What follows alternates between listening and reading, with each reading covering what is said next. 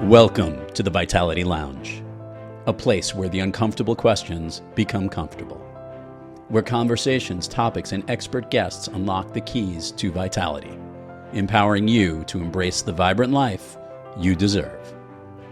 Now here's your host, Micol Bok. Today's guest is a feminine energy mentor, polarity expert, and founder of an elite dating service for high-performing men. She's on a mission to help women embody their radiance and men reclaim grounded, healthy masculine energy. Help me welcome to the Vitality Lounge, Lauren Hunter. Welcome to the Vitality Lounge. Thank you so much for having me. I'm so excited to be here. I'm so excited to have you here. Lauren, we always start at the Vitality Lounge by asking, what is vitality to you? So how would you define it? Okay, this is a really fun answer because when I was 17, I tattooed a V on my arm. Okay. And this stands for vivacious, which I feel like is synonymous I love with that, vitality. yes. And when I was 17 and tattooed this on myself, the mindset that I had was that I wanted to feel so alive in every single situation, not necessarily ecstatic or, like how you feel like at a concert, like super alive. I just wanted to feel in moments that were contracting or simple, just alive and joyous and vivacious and feel that vitality. So I guess for me, it means being truly alive and connected to myself and to God. Yeah, I love that. That's probably the coolest answer. Someone that actually had it tattooed on them. I didn't get that yet, which was good. Really cool. I love that. Thank you. I do feel like through your content and everything that you do, you've truly embraced that. You have this very positive energy, right? And talking about energy, something that you really talk about in your work is masculine, feminine energy. So there's a lot out there. Everyone kind of talks about it, but nobody really understands truly what it means to be in your feminine or to be in your masculine. So why don't we walk through that a little bit? Okay, well, this could be a 10-hour podcast if you want to really break it down. We'll take that 10 hour. I have 3 really good videos on my social media where I tried to break this down super simply. Do you have a specific question about it, or just Let's go spiel? Broad first, and then we go maybe more details on some topics. My experience with masculine and feminine energy has been removing the gender association with the two and recognizing feminine energy as having the ability to have intuition, flow, no agenda, slow down. All of these words that we equate with femininity, like playfulness and joy and just tapping into emotions. Yeah. But the main thing is not having an agenda or goal. Whereas masculinity, I associate with the structure, the regimen, the goal. And I think that in order to be a harmonious human, you have to have both exist inside you, within you. Whether you're a man or a woman. Yeah. And then we dive into men naturally take on a more structured role. And women, when we are really embodied and not subjugated to exist a certain way, naturally take on a much more flowy role. I cannot tell you how many women I've spoken to who have gone down the career route and love being ambitious and are super tapped into that part of themselves and just wish there was a man to take everything off their plate. Like so many women. So I think that both are super important for everyone to be able to embody, but I think men naturally take on the more this masculine role, and women naturally take on the more feminine role. There's a lot of kind of debate on what is like healthy feminine, healthy masculine. What is your thoughts around that? I tie everything back to God. I believe that as humans, we're called to live with love. And so if we're going to infuse love into masculinity, it would mean being able to take the lead without control, without subjugation, without manipulation. For women to be embodied in our divine feminine or even for a man, would be the ability to embody and infuse love into femininity without fearing that we're not good enough, without not having, I don't know, it's hard. I think when we're embodying true love, the femininity comes supernaturally. Mm-hmm. So it's not manipulative. Yeah. It's not controlling, and it's not fearful. Yes. I think fear is a big thing as well. Fear is a big thing in everything nowadays. Fear to take action, fear to do things, fear to follow a passion, Fear to lose someone. fear to love. Yeah. There's a lot that comes with that. And fear is such an emotion that we need to learn to control and then utilize as a push, I would say, rather than something that stops us. I would actually say we don't need to control fear. I like that. say challenge. Let's go. I love that. Challenge. I have learned for myself Yeah. that anything that is considered bad, so shame, fear, any bad emotion that you can name, I try to develop a relationship with it rather than try to control it. Because control goes more masculine as well. Like, Yeah. Well, yes, but I found that if I'm trying to control something, I'm trying to contort it into something that I can understand. yeah. Rather than kind of dropping the need to understand it, to control it, and rather than like having curiosity. Yeah. So if I'm feeling fearful about something, there's something in that that makes me feel like I'm not able to access love, safety, or belonging. Yeah. So identifying that and then going from there. And I guess asking why. Yeah. Is that a feeling that or an emotion that I'm feeling right now? Yeah. And go from there. I like the word curiosity a lot. Oh, me too. We're I say it all all the about, time. I think it's all about being curious, right? In Yeah. life, and in everything that you do. Yeah, it's all about that. So let's take it a step back. And how did you get into all of this? Like, what led you? Obviously, at 17, you're already into the whole vitality aspect. Yeah. But how did you start all of this? I started the career path that I'm on because relationships have always been something that I have loved. I've always loved love. And I grew up traditionally Christian, where the woman submits to the husband, but it's more so in an honorary role. I think I was raised to not question why I think certain ways. A lot of people. I'm sorry. I was raised not to doubt myself. I was raised to question why I think certain things. Okay. Okay. Yeah. Rewind. I was very much raised with curiosity. So my love parents would say, okay, this is how we're raising you, but I want you to know why we're raising you this way. I want you to know why you believe what you believe. And they never, ever, ever pressured me into anything. They That's very beautiful. much opened the doors and gave me options and allowed me to choose. And I've always been someone who was very ambitious, and I always wanted to be the best of the best. And so I started dating my fiance when I was 22, and he was an entrepreneur. And it was my first time dating someone who I thought was better than me. And so because I'd always been interested in relationships, I thought that I was like the best partner because I didn't freak out when he didn't text me, and I was able to, stay calm during arguments, which turned into realizing I was actually avoidant. Just because I didn't scream, I thought that I was able to manage arguments. I used to identify with that a lot too. And I was like, but I'm totally cool. I'm fine. Yes. And oh my yet gosh. you're like Avoidancy in this. women is a huge topic. Yeah.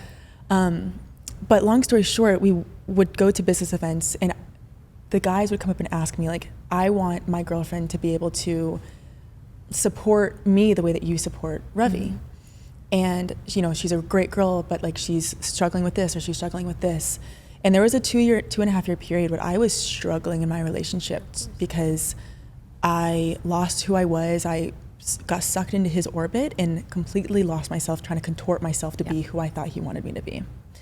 And so I did a lot of reflection and reconnected with the 17-year-old version of myself who just was super confident in who she was.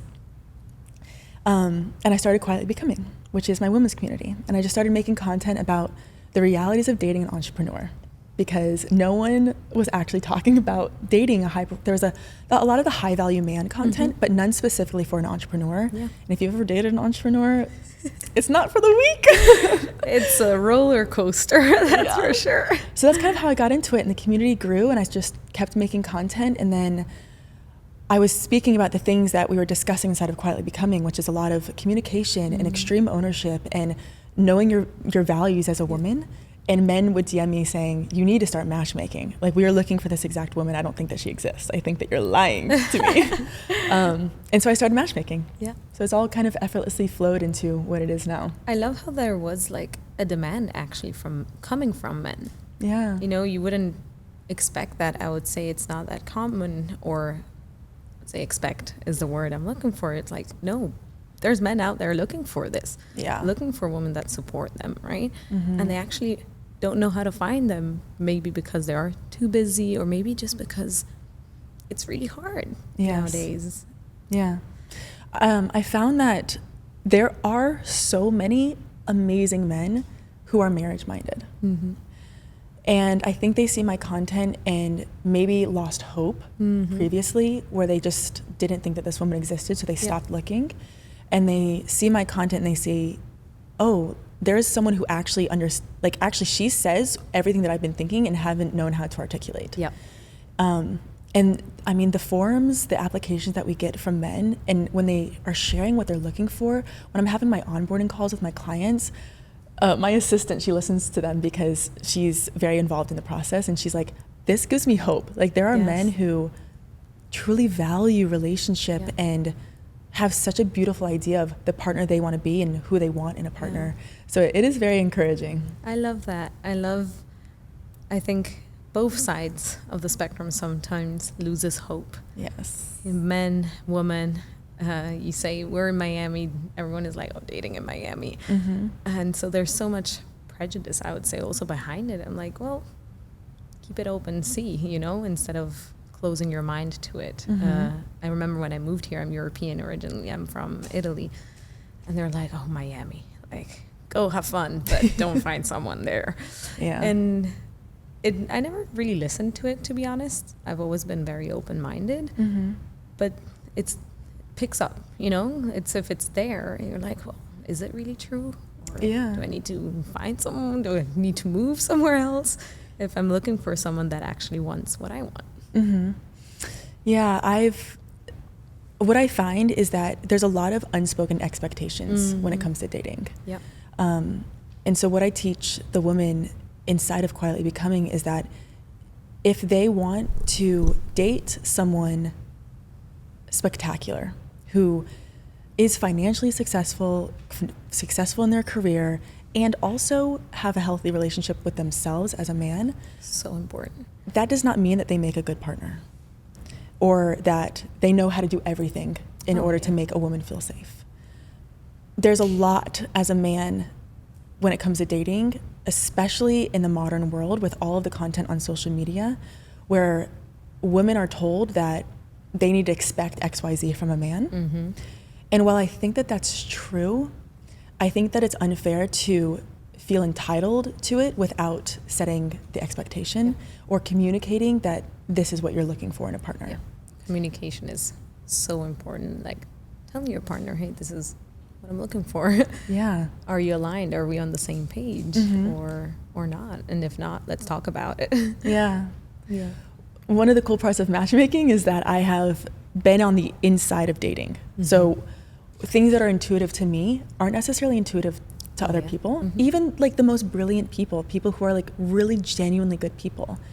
And so I find that I have the privilege of coaching these people if they're having an issue with this person not showing appreciation or not texting back fast enough, rather than immediately assuming that this person is horrible or that this person doesn't have any respect, having curiosity about it and setting the stage for, if it's a man, saying, listen, it's my honor to travel to where you are and to pay for dinner. I genuinely love doing these things.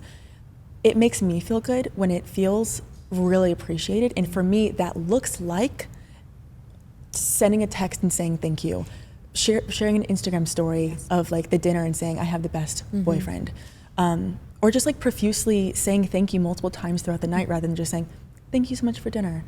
So I think setting the stage and then also saying what it looks like for you, because what appreciation looks like to me might not look like what appreciation looks like to you. And I think that is the missing link in communication that a lot of people don't get, is actually sharing what it, not this is what I want, but this is what I want and this is what it looks like to me to receive it. Like love languages, right? They say act of service, or like there's so many different kinds, but there's some main pillars there. And being able to express, first of all, being able to know what your love language is. That's sometimes. Have you done research on love languages? I've done some, and when looking into myself as well, okay, what is my love language? What do I appreciate most?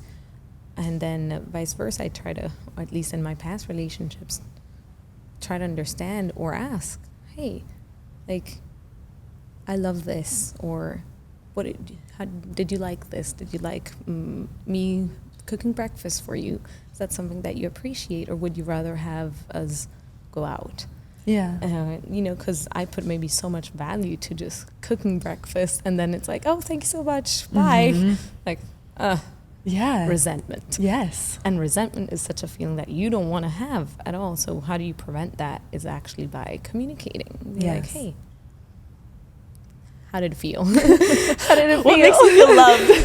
Because the breakfast is something else, It might just be, again, words of kindness, and just being like, thank you so much, or appreciation. Everyone is different, and we need to learn how to understand and embrace the differences, right, of one another. Lauren, I want to bring it back to what you said, like you struggled for a couple years in understanding, trying to find yourself. I think we all go through that process, right, of life. Maybe we go through it different times within our lives as well. We all grow, we all change, our life changes. How did you kind of overcome, or how did you learn to find yourself first? And maybe is there anything that you can recommend to anyone that is listening? And obviously, every journey is personalized and is your own, so everyone has to take it with a grain of salt. But what was your journey like? Well, it's the insecurity started because I felt like I had to become someone different in order to keep my boyfriend at the time. And because I had that mindset of I'm not good enough for him, which is a thought that I have never had before. So it was very uncomfortable for me. I started wearing clothes that I actually didn't really like wearing these clothes. I'm a very like flowy potato sack kind of person. And I started, we live in Miami, and so I started wearing honestly more revealing clothes, and it just didn't resonate with me. I felt very uncomfortable, and I started like super heavily reading personal development books, and I stopped doing the things that made me feel super alive because they didn't have an immediate result. So like I'm a very intrinsically artistic person, and when my fiance was in the beginning of his business building stage, he thought that he wanted the Layla Hermosi type, who was like the super boss babe that he would be able to take to masterminds and business events, and he'd be like, look at my girlfriend, she's also making millions of dollars. And I've never been financially motivated. And so when I was trying to do that, start this business, I tried to like a bunch of fitness offers. They crumbled. And then there was this thing that built up inside of me of, I'm not meant for this, I'm not good enough. And it was just all of these things stacked on top of each other of like, I'm a failure, I can't do this, I'm not good enough for you. And then I realized that I was afraid of doing things because then I thought he would go out and do the same thing by himself and meet someone better than me. It was almost like speaking about it, I'm like, who was I? I don't even recognize myself. So what was the rock bottom part, which like, that's not what it is? Just, I was crying all the time. I was like, I would take videos of me crying, like, because I'm a very, I write and I talk. And so I've never posted this anywhere, obviously. But I would just like take videos of me crying of like, this is what I'm feeling. Like, why do I feel this? Like, why can't I spend a night at my house by myself and worry that he's looking at pictures of other girls? Like it wasn't based in any sort of reality. And so that was kind of like my rock bottom. I was like, I'm sick of this. I'm sick of not doing the things that I love. I'm sick of traveling by myself because I'm afraid that he's going to travel by himself and meet someone else. I'm just afraid. This is not me. I just was like, this is not me. I'm so sick of feeling this way. Yeah. And I've been keeping a journal every single month since I was 18. It's like little Moleskine Kahir journals. I love Moleskine. My mother used to buy me Moleskine, and they're like, you can find them anywhere. You can engrave them, and it's like Micol. Yeah. Oh, I have the paper ones. Oh, okay. Yes. Yeah. But they're beautiful. I love them. They're so good. And they're so simple. I would just keep them in my purse. And so I went back and read those journals of, I was so vivacious. Mm-hmm. I did things, I dated, and I never once thought I need to change myself in order to be accepted. And so I reconnected. I'm so grateful that I had this period of my childhood, essentially my adolescence as well, where I was able to go back to a time in my life where I loved who I was. And so I went through this journey of, okay, I don't hate myself now. Mm-hmm. I'm going to choose to love being me. Mm-hmm. I don't necessarily love the situation I put myself in, but I'm going to love being me. Yeah. So what that means for me is I love that I'm aware of the situation. I love that I can recognize that it doesn't feel good, mm-hmm. and I love that I want to change this. Yeah. And so that is really what got me out of that situation, where I'm not going to shame myself for feeling this way or for thinking this way. I'm going to reconnect with the version of myself that loved who she was and no longer live in fear, because I know that I am worthy for exactly who I am, and I'm going to pursue the things. I'm going to go dancing. I'm going to take art classes. I'm going to do things with no agenda. Yeah. Because that's what makes me feel more like Lauren. Yeah. And then things fall into place like that, and you become more secure. But then I believe your partner noticed that difference and came closer to you as well because of that. Yeah. Fortunately, I think my Revi and I always say that we are made for each other. There's just so many things where we're like, you were made for me.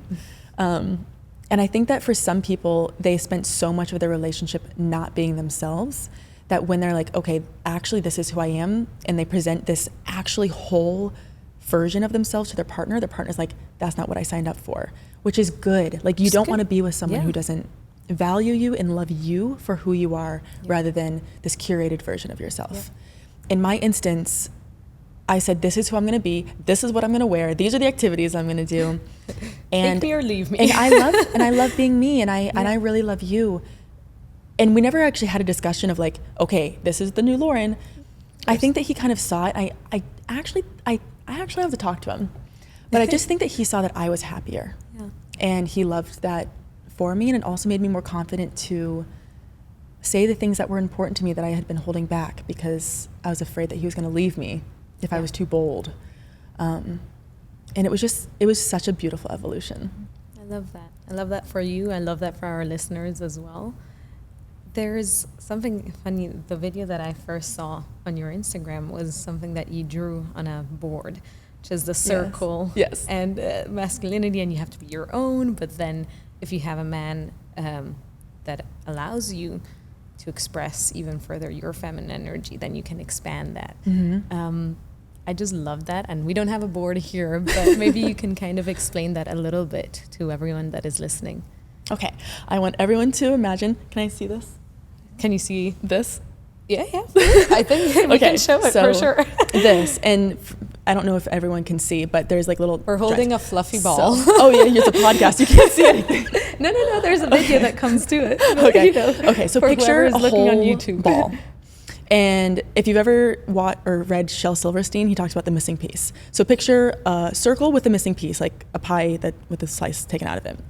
This is what a lot of women exist in, where it's not the most obvious things. Like, I need you to be more consistent so that I feel safe. Mm-hmm. It's, I need you to be super masculine and super strong so that I feel I have the ability to be soft and feminine. Or I need you to be super communicative and upfront about things so that I feel I can be communicative and upfront about things. And anytime anyone, but we're talking about women in this instance, anytime a woman is saying, I need you to be something so that I can be something, one, she's delegating out responsibility. It's a reactive. It's not an active way of living. Like, you're reacting to someone else. Well, it's like a vacuum. Exactly. It's not pleasant because no one wants to be the missing piece for someone else. Yep. No healthy person wants to be the missing piece for someone else. Correct. And so what I say is that in order to be a whole and complete person, it's releasing the need for anyone to be a certain way for you to feel vivacious, alive, effervescent, playful, safe. And then around this containment of yourself, there's the masculine square. So I draw a whole circle and then a square around the circle. And what that represents is the masculine energy. So that is your standards.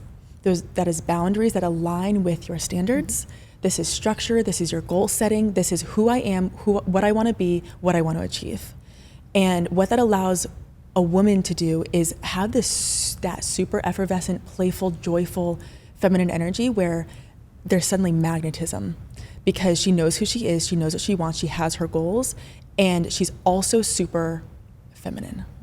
And she's just such a joy to be around because she's no longer desperate or confronting. She's just sturdy. She's just like a sturdy woman who just loves life. Yeah. And then when a man comes in, he represents a larger square. And what happens a lot of times in relationships is so a woman's square, let's say, is a perfect, how we would draw a square. And then a man's square is a little bit off kilter. Okay. Which, if you're gonna visualize this in your brain, picture the man's square not totally covering the woman's square because it's a little off kilter. So like she has a corner exposed here and there. Kind of like a star shape. Kind of like a star shape, yeah. And what this represents for me is the man's need to adapt to the woman, but also the woman's responsibility to communicate what it means to feel fully safe from a partner. I don't think that there is any reality where a man's square perfectly touches or perfectly encapsulates the woman's square whole and completely in the very beginning, because every human is different and every person needs to be loved differently. But understanding that, and for a woman to recognize that these areas where my square is exposed does not mean that he's a weak man. It just means that I now need to fortify that area of my life where I don't feel safe from him. But because I'm a whole and complete person, I feel safe for myself. And that also, where she's exposed, it cuts through his square if you're looking at it visually. And so that might be a pain point for him. That might be a place of where she says, hey, I don't feel connected to you. Can we plan a date night? And he feels an attack because that's painful for him because he wants to show up as a full and complete partner. And so just recognizing, having that curiosity of like, okay, well, what does it look like for me to show up as a true and complete partner? Is she attacking me, or is this an area that I want to grow in? So that's kind of like the visual representation. I love that. I think everyone pictured it. It was very clear. Thank you. I tried. That was definitely, that was something that connected to me. When I saw it, I'm like, that makes so much sense. Like, we have to have our own energy, then we have the masculine, but then we have a bigger masculine that can protect us in certain ways and gives us security. But, as you say, it doesn't have to be all encompassing. So it's just, it was very clear from that image. And if not, I'll put it somewhere and I showcase it on the podcast. I think I should make this my logo, because it came to me because I have the best downloads, the best intuitive hits when I'm doing nothing. And I think you leave the creative space, like your brain. I don't have an agenda. Yeah, exactly. And I was like, and I'm such a visual person. Like, I have an analogy for everything. I love that. And I was like, what does this look like? And there was no exact moment that it came to me. I just remember I wrote down in my journal, make a piece of content about a circle and a square. And then I made it. And it turned out great. That's why we're here. Yes, I know. How fantastic. Yeah, that's the reason we're here today. There's something that you talk about as well, and we kind of didn't touch upon, which is polarity. And I think it's interesting, and it's a word that is recognized but also not understood fully. How do you define polarity, and how does that work in relationships or between people? For me, polarity is the ability to feel, I guess, I don't know if this is a definition of polarity, but if I'm going to describe polarity, it's that ability to feel safe in the push and pull. So when magnets polarize, they're not touching, they're they're almost touching and they're kind of repelling each other. When we talk about polarity in relationships, I think it is kind of a little bit of that yin and yang, where the woman is able to not have an agenda and just really enjoy the experience and feel safe that she's discerning enough to assess, is this man safe to play with? Should I engage in polarity with this man, or do I need to have a more masculine container around myself and talk to him as someone who is not entertaining polarity? So I feel like I just made that more confusing. Did I? It's okay. It was What question clear. do you have based off of what I said? No. I think that makes sense. That Okay. makes sense. Yeah, that totally makes sense based on what you just said, like the attraction, but at the same time, there's that push and pull kind of in there as well. If a woman, okay, I'm gonna speak from my experience. I experience polarity when I'm just enjoying the experience with my fiance and not worrying about what the next step is or having an agenda.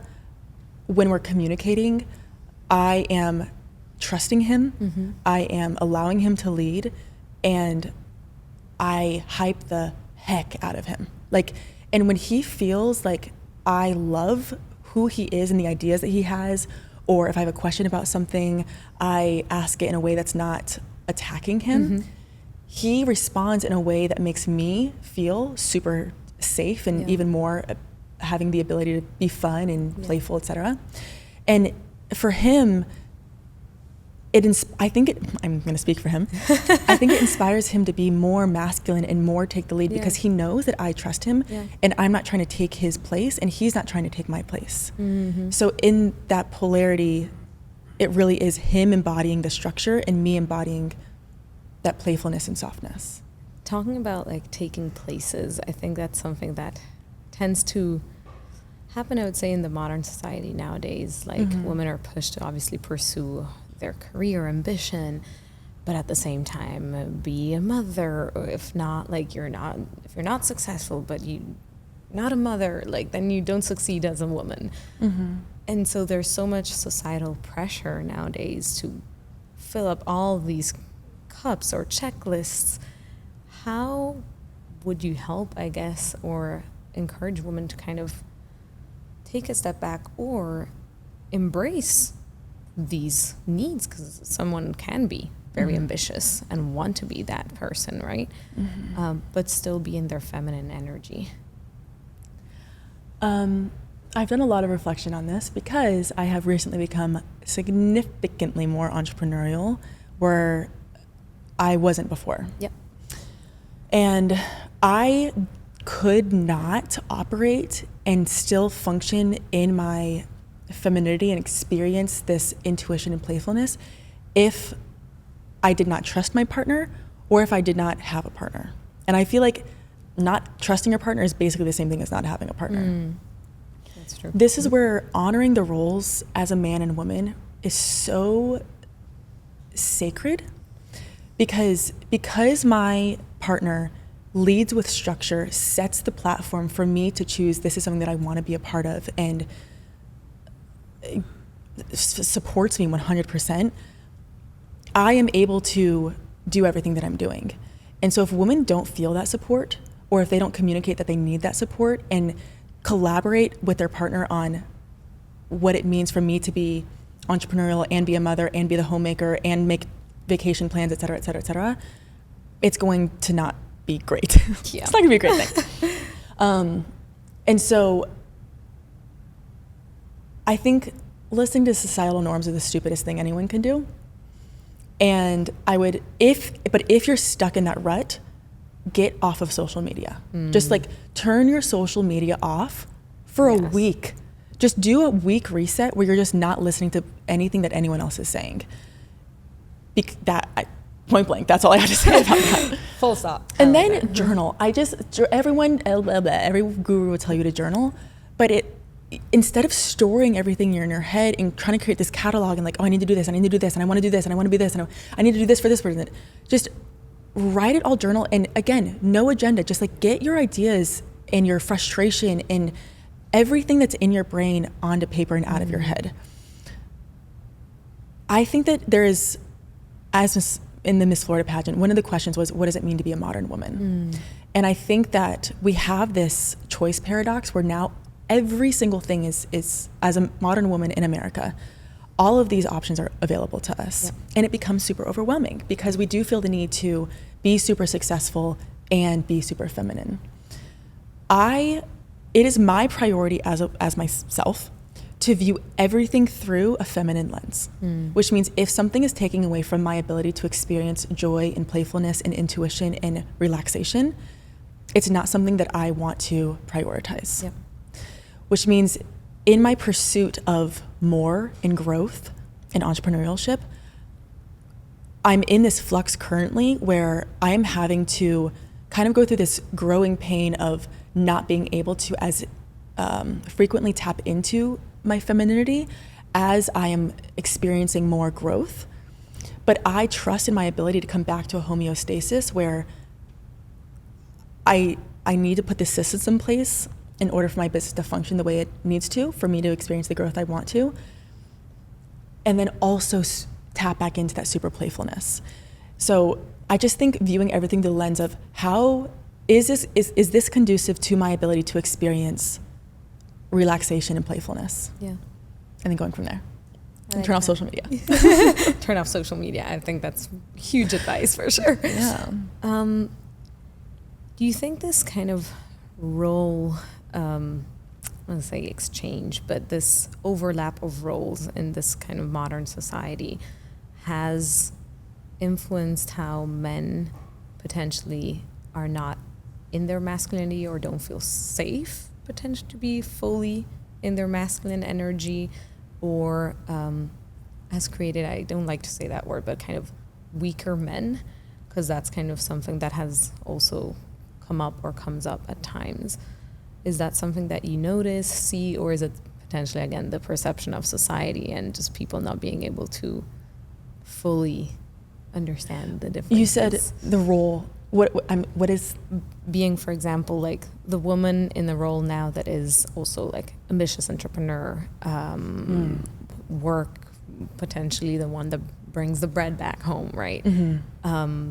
That used to be the role of the man back in 100 years. Right. Okay. So that kind of society, like we've changed, and it's beautiful because as a woman we have so many more opportunities, and we're very grateful of that as well. But there's the thought, or there's thoughts around that potentially men now are like confused.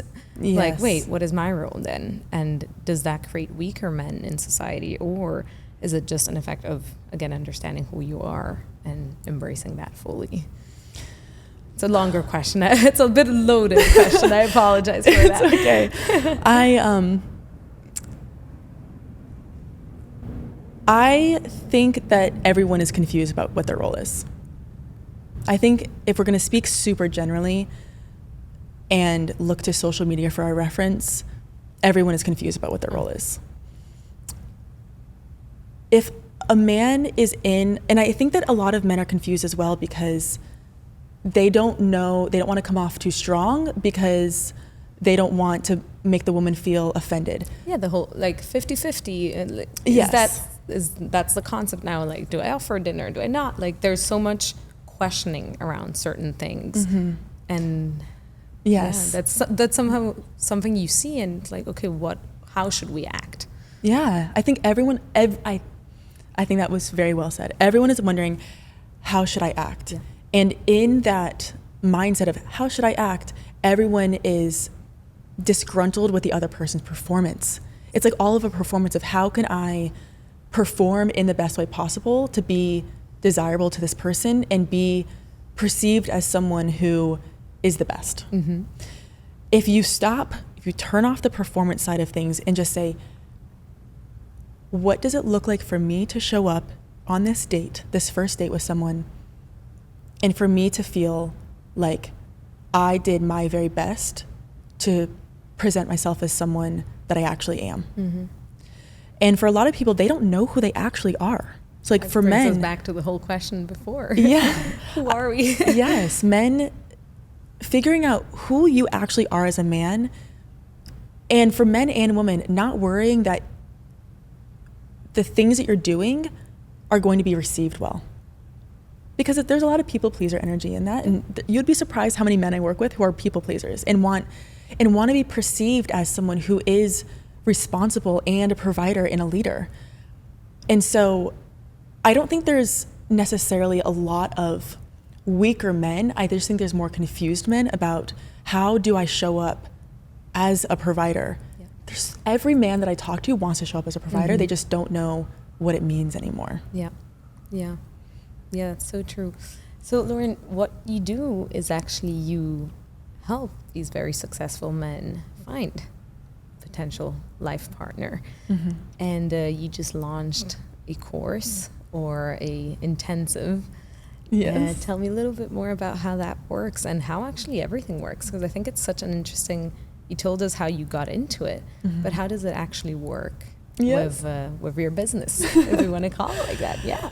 So I've had Quietly Becoming for over a year now, and we've shut that down. It was a subscription model, so we shut that down, and we've essentially rebranded it into what we're calling the Irresistible Woman Experience. And so it's basically Quietly Becoming ramped up times 1,000,000.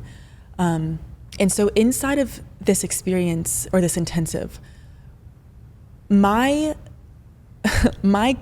aim is for women to know who they are and to no longer look for men for their identity or for their validation or their desirability. And so we talk about everything from communication as a woman, regulating your emotions, understanding the phases of your cycle so that you understand how you're operating from different places. Huge fan of that. Huge fan of that. Like got into it like a couple of years ago. I was like, oh my God. Yes. Eye-opening, yes. Everything. And then like we have exercises where like, what is your identity? Like, who are you? What is who you're showing up when no one is around, the same person that you want to be presenting to your future husband? If someone were to follow you around for a day, would they say, oh, this is a woman who I want to be like, or I want to be with? Identity, communication, values, mindset, basically all the tools that a woman needs in order to love who she is, but also feel super fulfilled in a relationship, and specifically a relationship with an entrepreneurial man. Mm-hmm. Entrepreneurial men have a lot of similarities that if I were to say, talk to him this way, if he's an entrepreneur in construction or media or I don't know, any other way a man can be an entrepreneur, it applies to them because it's a similar mindset. Yeah. So that's what the Irresistible Woman Experience is. And then, like I said, we were getting so many questions about men asking, what you're teaching is amazing. I want to be with a woman who is learning what you're talking about. Yeah. So that's what matchmaking is. Yeah. So we're working with specifically high-performing entrepreneurial men who are marriage-minded and really value the role of a man in the relationship. And so there's like some light coaching through that, but it's heavily getting to know who they are, what their values are, what they're looking for in a partner, and then working with the women in my database to match them with the woman that they'll ideally spend the rest of their life with. I love that. I love that. That's beautiful. And you're launching it right now, or is it happening? Like, it's happening right now. Everything's happening right now. Amazing. Yes. Amazing. And it all can be found on my Instagram page. Beautiful. So I want to finish off with kind of some quick fire questions that are a little more fun. You know, kind of we went deep. Now we're going fun again. I think we went also fun in our conversation. So I'm going to kind of go through them and see what the answers are. Okay. So red flag that is actually a green flag. In dating and relationship. In dating?